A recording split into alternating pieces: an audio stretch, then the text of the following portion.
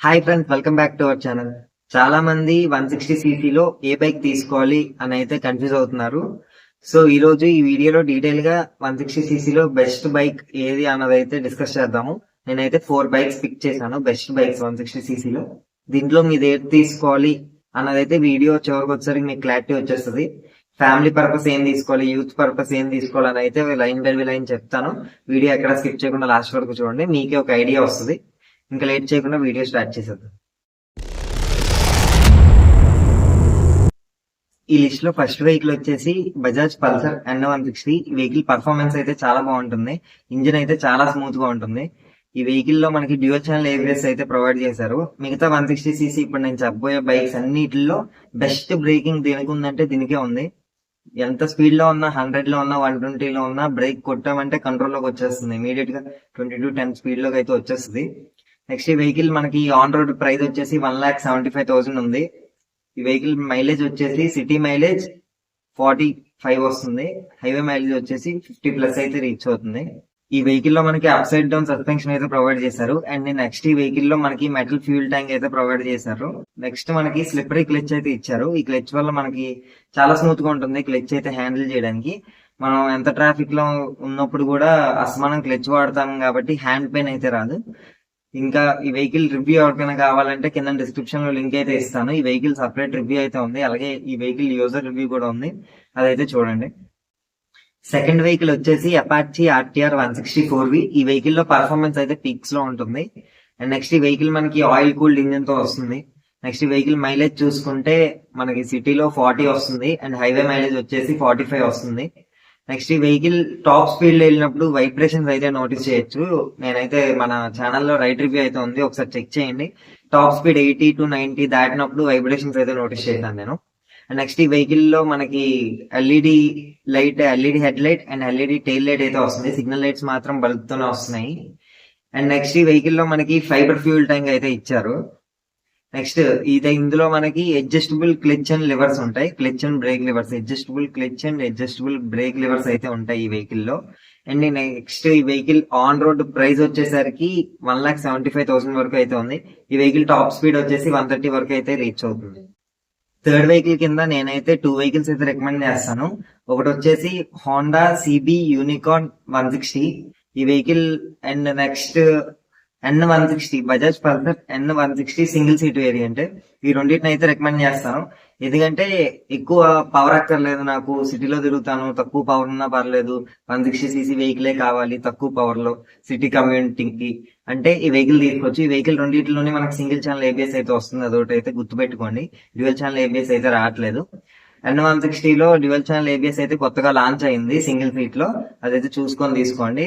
Dual channel ABS తీసుకోమని అయితే చెప్తాను నేను. ఈ వెహికల్స్ ప్రైస్ అయితే 1,50,000 నుంచి 1,55,000 వరకు అయితే ఉంటాయి. ఈ రెండు అంతకన్నా ఎక్కువ ఉండవు. ఎవరైనా కన్సిడర్ చేయాలనుకుంటే ఈ వెహికల్ కూడా కన్సిడర్ చేయొచ్చు. ఫోర్త్ వెహికల్ వచ్చేసి ఈ వెహికల్ అయితే యూత్ కి చాలా ఇష్టం. ఇది 160cc కిందకి రాదు, 155cc కిందకి వస్తుంది, 150cc లోకి. బట్ దీని పర్ఫార్మెన్స్ అయితే 200cc వెహికల్స్ తో కాంపిటేటివ్ గా ఉంటుంది.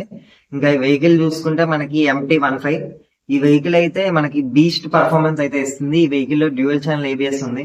ఈ వెహికల్ పవర్ అండ్ టార్క్ అసలు మ్యాచ్ చేయలేదు. ఇందులో 6 గేర్స్ అయితే ప్రొవైడ్ చేశారు. ఈ వెహికల్ టాప్ స్పీడ్ వచ్చేసి 140 వరకు అయితే రీచ్ అవుతుంది. ఈ వెహికల్ లో మనకి అప్ సైడ్ డౌన్ సస్పెన్షన్ ఉంది. అండ్ నెక్స్ట్ మనకి ఈ వెహికల్ సిటీ మైలేజ్ వచ్చేసి 45 కిలోమీటర్స్ అండ్ హైవే మైలేజ్ 50+ అయితే ఇస్తుంది. ఈ వెహికల్ ఆన్ రోడ్ ప్రైస్ వచ్చేసి 2,30,000 రూపీస్ అయితే ఉంది. బేస్ వేరియంట్ నుంచి హై వేరియంట్ వరకు అయితే ఉన్నాయి. ఈ వెహికల్ ఎవరైనా తీసుకోవాలనుకుంటే తీసుకోవచ్చు. పర్ఫెక్ట్లీ యూత్ వెహికల్ ఇది, ఫ్యామిలీకి అయితే సెట్ కాదు, ఎందుకంటే సీట్ కొంచెం చిన్నగా ఉంటుంది, ఫ్యామిలీకి సూట్ అవ్వదు.